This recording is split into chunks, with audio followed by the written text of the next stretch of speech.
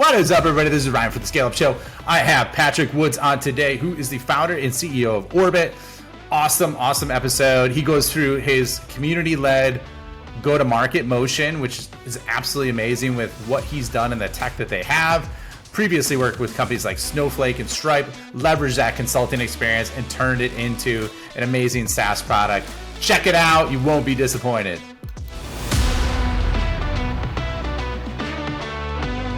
Welcome, everybody, to the Scale Up Show. This is your host, Ryan Staley, and I have a very special guest with me today. I have Patrick Woods. Patrick is the founder and CEO of Orbit, where he pioneered a community go-to-market model and previously had clients like Snowflake, Square, and is essentially creating a new category. Patrick, welcome. Happy to have you on the show, man. Hey, Ryan. Thanks so much. Really excited to be here today.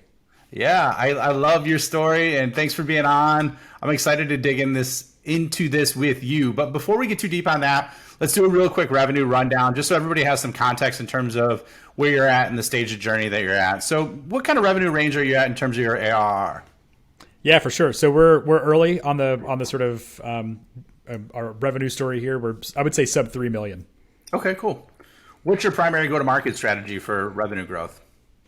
Yeah, for us, we've been very community-driven, product-led, and content-driven. So, we haven't started lighting up outbound and paid and things like that yet. We just try to produce really good events, really great content. We have an active community, and word of mouth really drives so much of our value today. So, if you look at our Google Analytics, for example, direct and organic represents the massive majority of our inbound. So, yeah, very bottom-up go-to-market, driven by the community and our content and our brand. That's awesome, man. So PLG plus content / brand. What's your team size right now? We're around 30 people. Okay, cool. And can you just walk us through like a high level understanding of your solution so that everybody has some context? Yeah, totally. So for all of our customers, we have customers distributed across developer companies like open source, open core infrastructure, dev tools, things like that. We also have customers like Patreon and Miro, sort of in the B2C category, a growing number of Web3 customers as well. So basically, the one thing that all these different types of businesses have in common is that their community is a huge part of how they create value and capture value. The challenge is that community exists across dozens of channels online. So for any given Orbit customer, they have community taking place on a Discord server, plus social channels like Twitter and LinkedIn, plus places like Reddit and Product Hunt, online events platforms, and even tools like GitHub if they're a developer company. And so they're seeing activity happen across all these different channels, but because each of those sources is distributed, and separate from one another, they have these huge challenges with the data silo. So they have no idea what the journey looks like from one touch point to the next. So one of the first things an Orbit user does is they create the Orbit account, they connect these different sources, and once the data ingests, it basically gives you a view of the full journey of a person across those platforms. So you can see that a month ago, someone followed you on Twitter and then retweeted some of your content. And then the next day subscribed to the newsletter and then joined your forum, asked a bunch of questions. And then a day later created a trial account, for example, and then maybe came back and asked some more questions in the forum, came to office hours, and then a week later converted to a paid user. And so with Orbit, you can actually see that journey end to end at the individual level. Now, because we have all of that data, we can build some really cool reports about community growth, retention, showing you which channels are the most popular. We can show you who are your champions, who's most active in the forum, who's most active on Twitter. And then we can start to connect that to your CRM and sort of help to understand revenue attribution with regard to your community, as well as triggering workflows and messaging from the platform itself. So it's really, our customers describe Orbit as a single pane of glass, if you will, for all of those community touch points that empowers really every customer-facing team inside the company. That's awesome. Huge need for that as there's a proliferation. It feels like there's a new social media network every other day, as well as new channels that are popping up repeatedly. So I'm excited to dig into that. And are you bootstrapped or funded? We are funded. Yeah. So we're venture backed. Our lead investors include Andreessen Horowitz and Co2 and a few others. Okay. Awesome. So you got some heavy hitters in terms of the investor side. So let's talk about your backstory, because I think, when we caught up with this on the pre-show, there's some really cool things that you had to do to get here. And I love the way that you navigated it through it to make it a reality and start your own company. So can you just walk us through that and how you made it happen and, kind of your journey along the way? Yeah, for sure. So the first part of my career was in marketing, demand gen, digital marketing, made my way into advertising, spent a lot of time in brand strategy, created a business unit at the agency where we basically provided services for equity for early stage companies. So think brand strategy in exchange for equity. Through that, one of my clients in that business unit was a company called Keen.io. Keen recruited me to come to Startup World basically and build their customer success basically function. And that's where I met my co-founder, Josh. So I'm the CEO. Josh is our CTO and co-founder. At Keen had a huge developer community, and we realized that an active community basically de-risks every other part of the business. It makes go-to-market easier. It makes brand awareness easier. You have a whole pool of people for product feedback. There's recruiting opportunities from the community. And really, I would say kind of like chapter one of Orbit kind of started there, where we sort of realized that when a company can harness the power of a community, it's useful for the company itself, but also for those community members, because we saw people collaborating on projects. We saw community members getting jobs as they became sort of experts on the platform. It's very super a great example of win-win, in its best form. So after Keen, Josh and I went our separate ways to a couple different companies. And then I guess in mid to late 2018, Josh and I started a consulting business in the developer relations, developer community space. And, his background, he's incredibly technical. He was VP Eng at Keen. As mentioned, my background's kind of like on the commercial side, on the storytelling side. And we sort of hung a shingle out and said, look, we know more and more companies are thinking about how to build and grow their communities. We've done a little bit of that. We know a thing or two, and so let's have a conversation. And so, yeah, we did business with a handful of companies, as you mentioned in the intro, Snowflake and Square and some other really cool folks. But during that time, we had the opportunity to have conversations with hundreds of leaders in the space.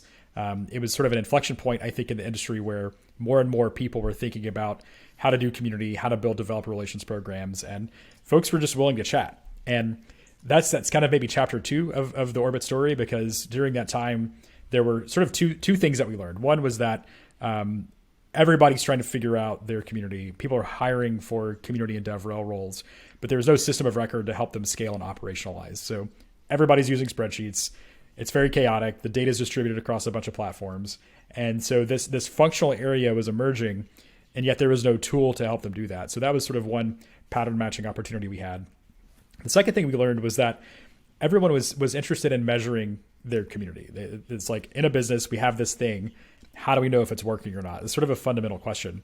And what we realized is that all of our clients were trying to use the metaphor of the sales and marketing funnel to measure their community programs. And it seems kind of obvious. We measure we use everything. The funnel measures everything. It's like the sole commercial metaphor for the past 100 years. And it never felt right for a community. And we realized that the funnel as a metaphor it's a great optimization tool. Like when every person goes through the same 4 steps and you need to optimize every step along the way, it's a great metaphor. If the process is linear, if it's binary, it's perfect. But if you think about communities and how they work, and maybe communities you've been a part of, a person's participation in that community is not linear and it's not binary. Like, people come and go, they get active, they go away for a couple of months and they come back. So we actually published a blog post about this concept called the Orbit model. And this predates the software company we built today. But the Orbit model was our attempt to reason from first principles on how communities actually grow and how you can measure that. And we said, instead of pushing people through a set of prescribed steps like the funnel, you should actually work to create a high gravity community that's attractive and has an attractive force of its own that pulls people in. Mm-hmm. And you can actually measure the gravity based on a couple things. Reach is the component. So if you know like the reach of every member, you can try to like attract more influential members who have a lot of reach. But we also have this metric called love.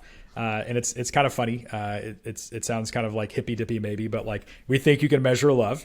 And the theory is that if you know the recency, frequency, and quality of every person's participation and contribution, you can start to build a model of who's connected to who, where are the centers of gravity, who are the people that have gotten really active, who are the people that used to be really active, but we haven't seen them in 6 months. And you can start to ask yourself some questions about, okay, if we want to increase love, what are the tactics we would deploy to do that? So it's a champions program. Maybe it's events, maybe it's re-engagement to find those people whose love is fading. And so that blog post really struck a nerve. A lot of our own sort of like community and prospects said, "Hey, great blog post. It's very cool. How do we scale it? What do we do about it?" So we fleshed out the idea. We created a website called orbitmodel.com where it lives today. And we created some Airtable templates to help look at the math. We had a Slack community of our own. And basically when we went out to raise our first pre-seed round, pre-product in, I guess, late 2019, we said, look, the way companies go to market has fundamentally shifted from sales to adoption. And the driver of so much of adoption is a healthy community. And somebody's going to basically rebuild a CRM style system of record from the ground up, but it's got to be based on a community-centric data model and mental model. And so that was sort of the pitch. That's how we got started. We said, we're going to go, you can't just like put community on the front of CRM and call it a day. We actually need to rethink the way these things can be modeled. And so, yeah, the origin story for us really started with feeling these needs way back at Keen.io and experiencing it firsthand. And then through the consulting practice, really just going deep and finding out where the need was in the market. So yeah, that was 3 years ago, roughly 2.5. Wow. Well, that's awesome, man. I love that. And I just love, going back to a first principles thinking in terms of how to approach it. I can't tell you how many hundreds of revenue executives that I've talked to that fundamentally hate CRMs as a result. And then you multiply that times a million, and that's how many salespeople hate CRMs. So to think of it from the ground up, like reverse engineer what actually people are doing now versus previous, I think that's super bright that you did that. What is up, everybody? Thanks for checking this out. If you like this video, please hit the like button and subscribe so you don't miss it. Also hit the notification bell so you don't miss an episode at all. And if you want to find out more about how I could help you or your organization, check out my website, www.ryanstaley.io. Now we're back to the video. All right, Patrick. So one of the things you identified is just that, you kind of smiled when you said it, but for a community, you manage love, right? And you mentioned the 3 metrics of recency, frequency, and quality. So just walk us through that a little bit deeper. Like, what exactly does that mean? What kind of KPIs do you use to track that? How does it work?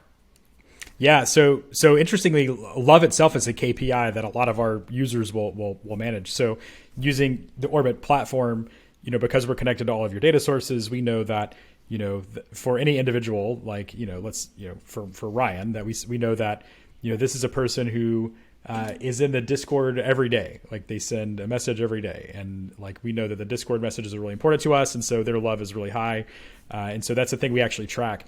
The other thing about love that I didn't mention is that love decays over time, which is a funny thing to talk to your partners about. But this is getting to the idea that somebody who's really active today is quote unquote worth a lot more than somebody who was really active a year ago or 2 years ago. And so the love score is actually a KPI that rolls up all these different factors and really shows you a snapshot of like today, who are the people that are leaning in the most and who have created the most value for the community. So it's actually one of the things our users keep an eye on, and you can segment based on that and do all sorts of cool stuff. But yeah, it gets at the sort of like question of measuring engagement essentially.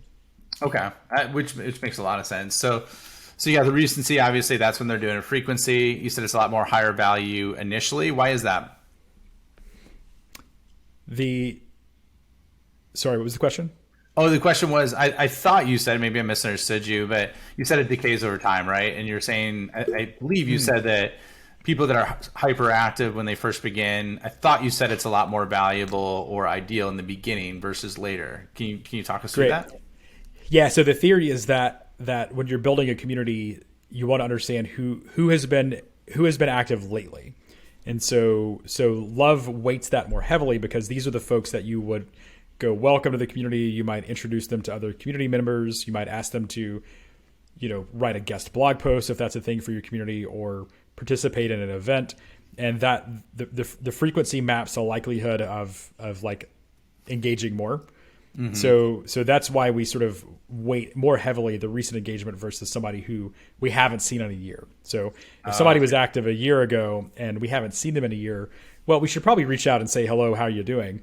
But the likelihood of them taking the next step is probably a lot lower than somebody who has been doing a lot of stuff in the community recently. Okay, and then what about on the quality side? Are people prioritizing different social media channels, forums, or like what's the prioritization that correlates with quality? Yeah, it's a great question. So it depends a little bit on the strategy of the company. So some of our customers say, for Q4, we're really focused on like Twitter engagement, or we really want to see more activity in these specific Discord channels. And so using our software, you can actually weight different activities and different channels differently. And so you could say, we know that, for example, this is kind of getting back to first principles thinking, but if we know that somebody is answering questions in our discourse forum, we know that translates into a very high quality community member. You can go into Orbit's settings and basically weight those activities higher. And so it's kind of, it's a little complex, but it gives our users the ability to really try to map to reality what the impact looks like. And so every community is different, so we make it really easy to customize. Okay, so that makes sense. And then how does that correlate to revenue? So like, what kind of metrics or indicators are you seeing correlating towards, let's say, customer acquisition costs versus lifetime value versus average deal size, like all those factors? Like, what's the correlation you're seeing? Yeah. Again, it can sort of depend on the community type and stage and things like that. But, we see an active community contributing to LTV in the form of a couple things. Basically, well, ticket deflection is always part of a community, but that's a little separate from LTV. But that's certainly part of the story. In that case, community members are asking each other for support. They're helping each other out versus, hitting up the main support line, email line, or whatever. So that's part of it. In terms of LTV, we see the community members are more likely to not churn, basically because they're getting the help they need. They're connecting with others. They're becoming an expert in the tool because the community is helping them get there.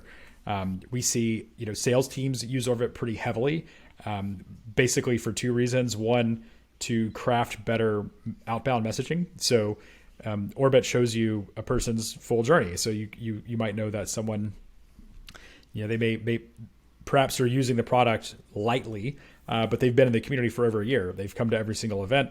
They're active in the Discord server. They follow you on Twitter. They've been a subscriber to your newsletter for 9 months. The way you approach that person in a cold email is going to be a lot different than if you don't know any of that data. And so Orbit lets SDRs and AEs really approach folks with a much higher degree of personalization that turns out to be a lot more productive in terms of response rates and things like that. So that's a thing we hear quite frequently.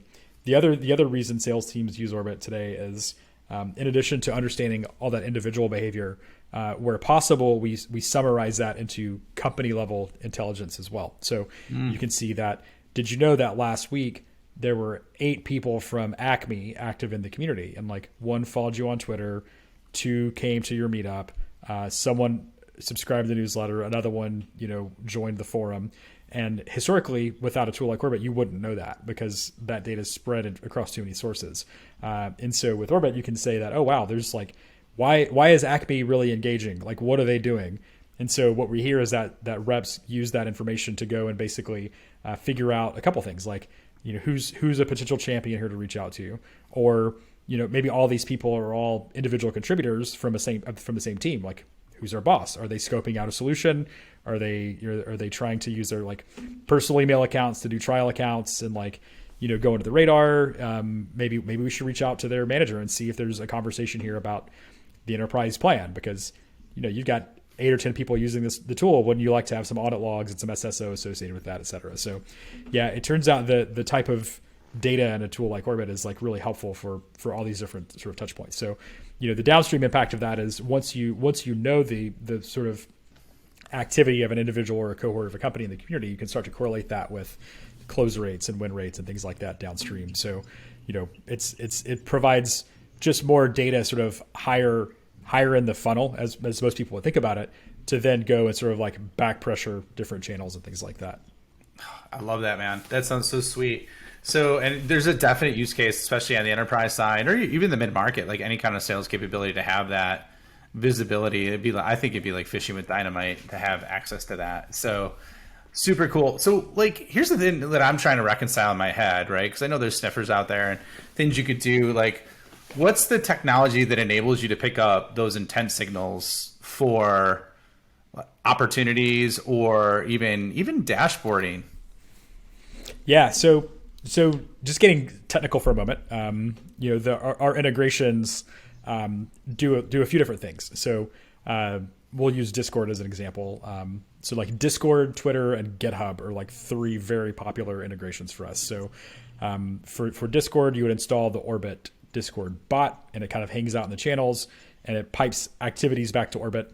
GitHub it's a GitHub app that you give read-only permissions to your organization, and then as developers are opening pull requests or starring the repo, all these different activities that happen on GitHub, those pipe back to Orbit. And then on Twitter, things like following your account, retweets, mentioning your Twitter handle, or mentioning specific keywords you're tracking, those all become activities in Orbit. So the sort of two pieces of our data model are members and activities. The member is the individual person, with an email address, with a Twitter handle, with a Discord username. And then the activity is basically just any verb you want to track across your community touchpoints. So the integrations do this automatically. They pipe in members and activities, but an activity is any verb. And so you could pass in anything using our API or our Zapier app. We can pull from your data warehouse. And so once you've plugged in those sources, now you have this view of basically a fire hose of activity across those channels. So people following you, joining the server, asking a question, you name it. And then we have a number of sort of like ML things that run in the background to say, oh, Patrick J. Woods followed you on Twitter, and then Patrick J. Woods also joined your Discord server. This is probably the same person. So let's merge those profiles into one. So we basically do some merging based on username, email addresses, account names, first name, last name, et cetera. And then for public sources like GitHub and Twitter, we also pull in whatever data is public. So I follow you on Twitter. I've got my location. I've got my URL. I've got my bio, my headshot, all that stuff's available. So that all gets ingested into Orbit automatically too. And then for enterprise accounts, we use third-party enrichment to pull in additional data as well. So yeah, it's a pretty full picture. So once you have the underlying activity flow for every individual, you can start to do some interesting things. You can weight those activities more specifically for your use case. That can drive signal. You can also do things like pass in product events. So for us, whenever someone activates their Orbit account, that lands as an activity in our Orbit workspace. It's very meta. We use Orbit on Orbit. And then anytime one of our users invites a collaborator to their workspace, that shows up as an activity too. And so you can imagine our sales team keeps an eye on that. And so somebody creating an Orbit account is one thing. Somebody inviting 5 collaborators to their Orbit workspace who also is active in our Discord server, that's a pretty strong signal. And so, we may not reach out with a sales conversation yet, but we might say, look, here's some great resources on how other companies collaborate inside of Orbit. And you might be from the community team, but here's how sales teams use Orbit. Here's how marketing teams. So we try to drip out that high value content and information, invitations to office hours, things like that. But those types of things signal intent. And because it's all piped into Orbit alongside the community data, it really gives our team a lot of ability to reach out when the time is right. So we also have it. This is pretty cool. We have like a Slack app that sits inside of our internal Slack workspace, and so we can actually configure notifications to come into our sales notifications channel. So once someone is invited a collaborator, or when somebody with the tag prospect writes into support, like all these signals pipe into a channel where we all keep an eye on it, can respond in real time. So yeah, it's pretty cool. That's awesome, man. So let me play that back in a dumbed down, non-technical manner, even though I asked you a super technical question, right? So for the communities, you got basically the chat bot, right? Or some kind of bot in there. For social accounts, it's like an API integration. So if I have, let's say, 5 social accounts, you hit those. And then you also scrape public information, right? So you're looking at like publicly available data with the machine learning that's probably triggered from something that happens in one of those areas. And then I assume it could also connect to like your website, your email list, like all those triggers. So it mixes all that together, looks at public data, verifies it, and then also sends signals with keywords that you have on top of it. So it's not just the actions, but it's the keywords that people are saying like in the marketplace too. Is that right? Is that like a good short summary of it? Yeah, it's good. And I would say that sort of like once all those activities are in your workspace and we've pulled in the public information, then the users in our Orbit workspace will add tags manually. So like we might, we tag people with the prospect tag, or, I'm going to be in New York for an event. And so like, I'm going to go use Orbit to find all of our users in New York. And I'm going to add a tag called like invite New York. And so when I'm ready to start inviting people, I go back and I've got my list already built to go do that. And so, yeah, the sort of like activities ingestion piece is kind of the foundation. And then from there, it enables all of these other workflows around tagging, adding notes, building lists, building reports, things like that. Wow. I love that, man. So, I know we're getting short on time, so I want to be sensitive to that. That's amazing. I mean, so like, I guess like there's a lot of different ways we can go to it. So I was going to ask you originally, like, what is a community go-to-market motion? But you basically just described it there by going through everything that you just went through, I think, in terms of doing that. I guess like for what I always think of is like, who's your target market? So like, who's an ideal customer in terms of revenue size? Is it startups? Is it more mature companies? Like, who really can fully take advantage of something like this? Yeah, so we see kind of like our enterprise buyer typically is a director or above of community and or developer relations. So think companies like Stripe and Okta and Vercel, Cypress, big sort of like larger like tech companies. We also see adoption from B2B, B2C SaaS companies. So Miro, the online whiteboarding company, Patreon, these are both enterprise customers. So huge communities for those companies. In the Web3 space, there's a number of them. So, kind of like once we're doing large scale implementations, like some of those customers I mentioned, they have 40, 50 seats in the Orbit workspace. And so it's the community team, but it's also marketing folks, product folks, recruiters, AEs, SDRs, you name it. So when it's a large implementation like that, it's sort of like that stage of a company. But we also have a fairly generous free tier. So we have a lot of users that are, two-person startups. And like the founders are using Orbit because they're the community builders from day one. And so, they're using Orbit extensively just to figure out who's the community, who are the champions, kind of like the basic blocking and tackling. We see creators using Orbit, individual founders, things like that, and lots of open source and nonprofits. So, for us, it's really important to try to create value first. So that's why we have like the free tier. So it's important for you to be able to come and try the thing, plug in some data, see if it's useful, and then over time grow with us as the community grows, as your need grows, things like that. So yeah, that's the high level, I would say. That's awesome. And then when you actually start monetizing, like what's the threshold, or like what kind of capabilities do people need or want, I should say, when they're like, you want them to pay? Yeah. So the two levers today are number of seats and number and style of integrations. So free plan, you can plug in, 2 or 3 integrations. You can have 2 or 3 seats. That's enough to get you going and like collaborate with 1 or 2 teammates. But once you start to need to add multiple seats and multiple team members, you start to scale up through our self-serve plan. Once you want to start to plug in the data to the CRM, that's like the expensive self-serve plan, or you're probably going to go enterprise at that point. At the enterprise tier, it's everything you would expect from an enterprise sort of, security feature set. So single sign-on, audit logs, all of that sort of permissioning and things like that. Access to our customer success team and our solutions engineer. So the bigger implementations typically involve some use of our API. So we go deep with you to figure out how to do that most effectively. And then larger seat allocation, the full robust sort of community, or enterprise level integrations at that level. So we're lots more coming there, but that's sort of the overview today. Well, I think you're doing some amazing things with kind of how you position things right now and everything that you built out already, man. So props to you on that.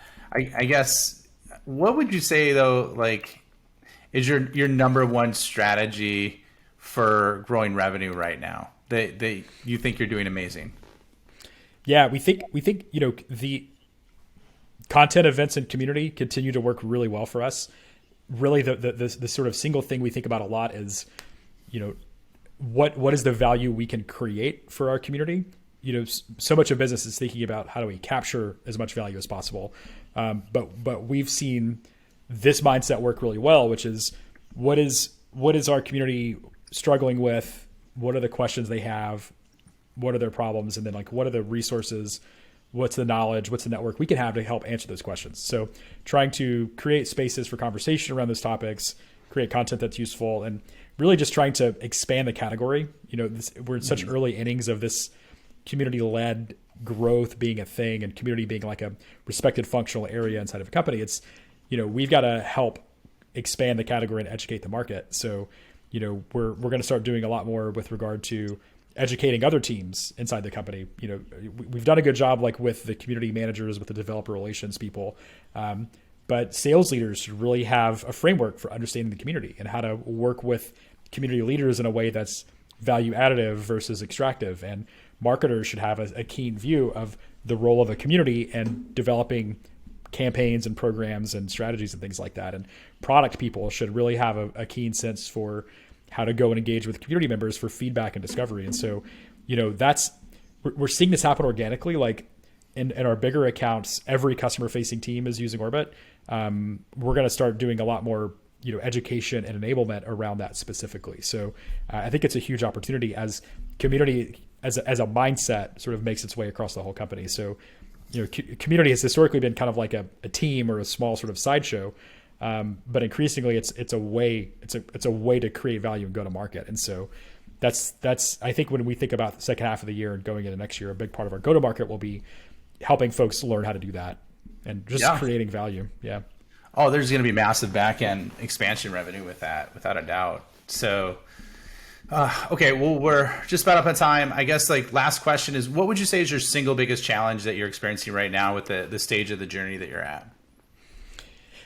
I think it's kind of related to the thing I was just describing, which is those expansions into those other areas. We're kind of getting into uncharted territory, where no one's really had these conversations with companies at scale about how to think about a community holistically across the business. So, I think we've got to sort of nail that in a way that's healthy both for the company and the community members. I think worst case scenario is the community just becomes another list for marketing teams to blast out irrelevant content to. Like that kills the community, kills the company. It's very bad. And so, one of our challenges is making sure we both educate folks and help them get those resources, but also build our product in such a way that it helps do these things we're describing in a way that's very community centric and doesn't just take us into some sort of bizarro world where we just become another email marketing tool, which is what we want to avoid.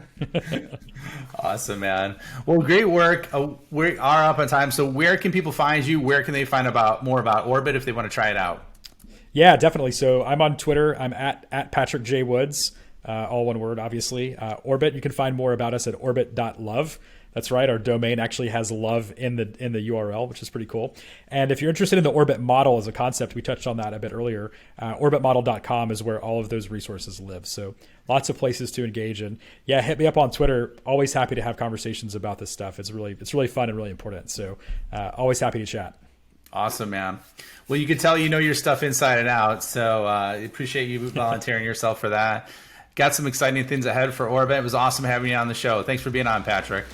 Yeah, thanks, Ryan. Really appreciate it.